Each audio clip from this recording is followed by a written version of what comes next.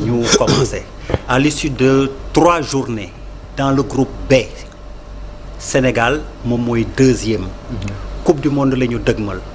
dañu tàmm qualifié léegi coupe d'Afrique coupe du monde ba nga xam ni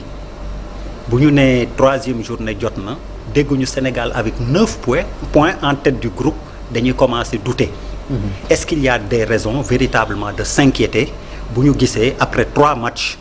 une victoire la ñu am et 2 matchs nuls dans un groupe boo xam ni on disait au départ largement à notre portée et ñu mel ni man gàtt xel ak bëgg gagner foogoon ni à l'issue des 3 journées eh bien on allait avoir 9 points ou au minimum 7 points. Ouais. Bon c'est normal hein, c'est normal que gars yi commencent parce que vous savez que d'ailleurs dañu nekk ci compétition bi nga xamante ni à l'issue du tirage Sénégal quand même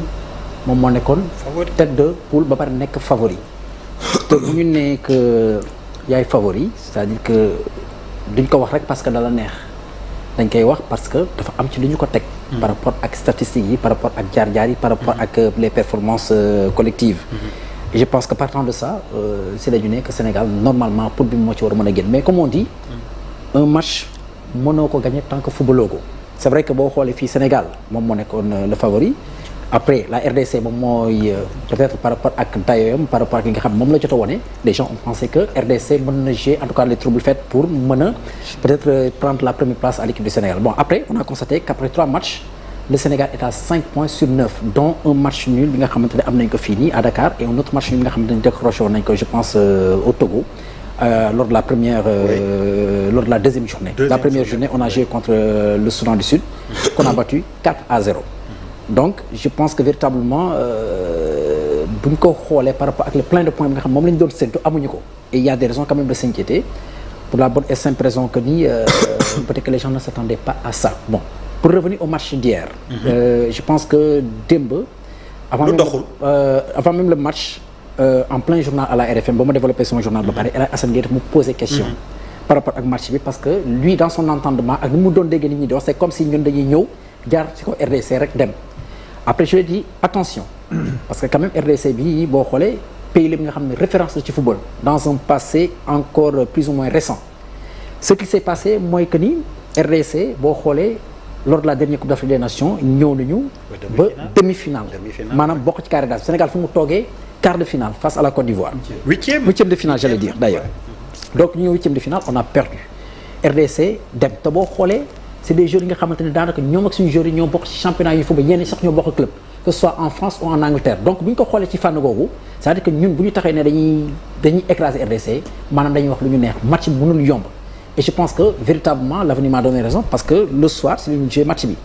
donc on a vu à l'entame de partie l'équipe du Sénégal tenir le ballon et même pendant pratiquement toute une bonne partie de la rencontre mais bu ñu ko téyee c'est-à-dire que par rapport ak positionnement bi nga xam te moom la Congolais yi di am on a des difficultés en tout cas pour passer par les intervalles ou casser les lignes parce que am na li nga xam moo ñu manqué boo xoolee sur les excentrés maanaam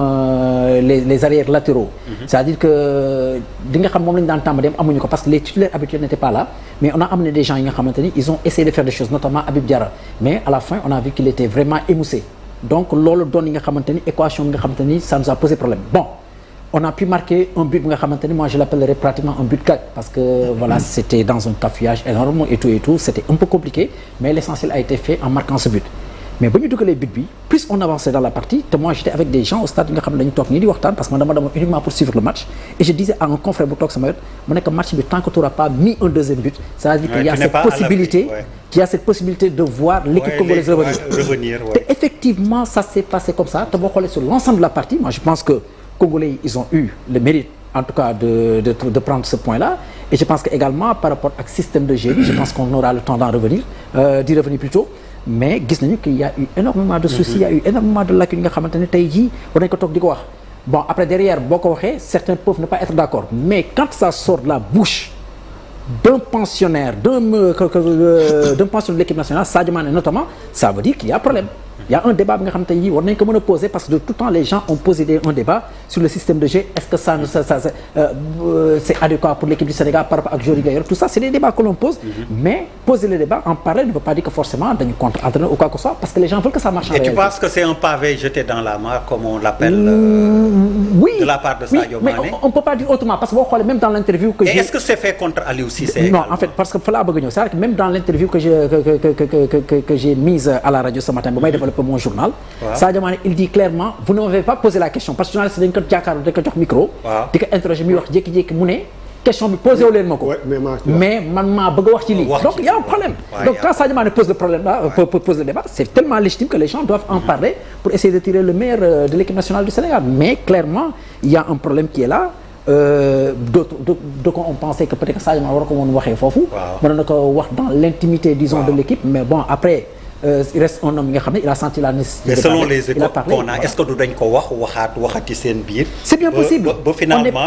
li kii doon wax yenn wax yi pour mu régler wu ci biti. On n'est pas dans les secrets des dieux mais am na ñi nga xamante ni xam nañ ko ci équipe nationale du Sénégal parce que quoi que l'on dise ça fait plus d'une décennie qu'on voyage avec cette équipe nationale du Sénégal. yow ànd nañu ak yow ak équipe nationale du Sénégal en zone de guerre. au Ghana au Libéria un peu partout. c'est-à-dire que football bi tey jii la neex. football bi tey jii la neex ba am ñi nga xam dañu ñëw jël ko yaakaar ne ñoom ñoo ko moom. alors que nous am na li nga xamante dund nañ ko équipe nationale on a même eu des moments à la limite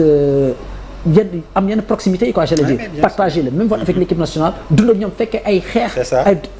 on a assisté à tellement de choses que tey jii bu ñu waree wax ci équipe nationale bu Sénégal lu légitime la bon après derrière quand on en parle c'est pas pour ñu yàq quoi parce que c'est pas ça mais le débat a été ouvert déjà par Sadio Mané et Sadio Mané n'est pas n'importe qui dans cette équipe du Sénégal voilà. Mounir. Oui. Alors qu'est-ce que tu peux nous dire ci prestation des